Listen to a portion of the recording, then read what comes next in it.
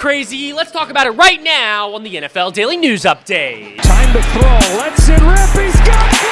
We love the Tico Fantasy Show. What's going on, people? My name's Tico, and here's what's happening in the league. Frank Ragnow has announced that he's going to be coming out of retirement to return to the Lions. And while it might not sound like it, this is one of the biggest moves of the entire season. Jahmyr Gibbs just put up 200 rushing yards and a 50-point day. But now it's going to get even that much better with Frank Ragnow. Like the last time he came back to the Lions, they jumped up in offensive success rate from 22nd in the league to 2nd. They also jumped from 14th in EPA to 1st, and for sack rate allowed, jumped from 25th to the 2nd least in the league. But in other news, Brian Schottenheimer says that CeeDee Lamb is going to get a lot of targets this week. JJ McCarthy has progressed enough through the concussion protocol to be limited, but Max Brosmer is the one taking QB1 snaps. The Patriots decided to place Will Campbell on the IR. Jackson Dart is still in the concussion protocol, but is practicing in full, so there's a good chance he plays. Same thing goes for CJ Stroud, who practiced today. Marvin Harrison Jr. finally returned to practice after dealing with appendicitis. The Packers will not be activating Jaden Reed off the IR, so he won't be playing on Thursday. But the same can't be said for Josh Jacobs, who has been cleared and will play on Thursday. Chris Olave left practice early today with an injury, so you got to keep an eye on that. It's being reported that Bucky Irving is going to be limited in his return, so we'll still see a lot of Rashad White and Sean Tucker. The Bills signed wide receiver Brandon Cooks, and because of that move, they decided to cut other wide receiver Elijah Moore. Devonta Smith has missed 2 practices in a row due to illness, and now his status for Friday is very much in question. Deion Dawkins just entered the concussion protocol, so he's likely not going to play this week. Raheem Morris says that Drake London is doubtful to play against the Jets. The Broncos gave Malcolm Roach a 3-year, $29 million extension. Teddy Bridgewater has been taking all the QB1 snaps, and it's sounding more likely that he's going to play. The Seahawks are signing running back Cam Akers. And finally, the Bengals have officially activated Joe Burrow from the IR.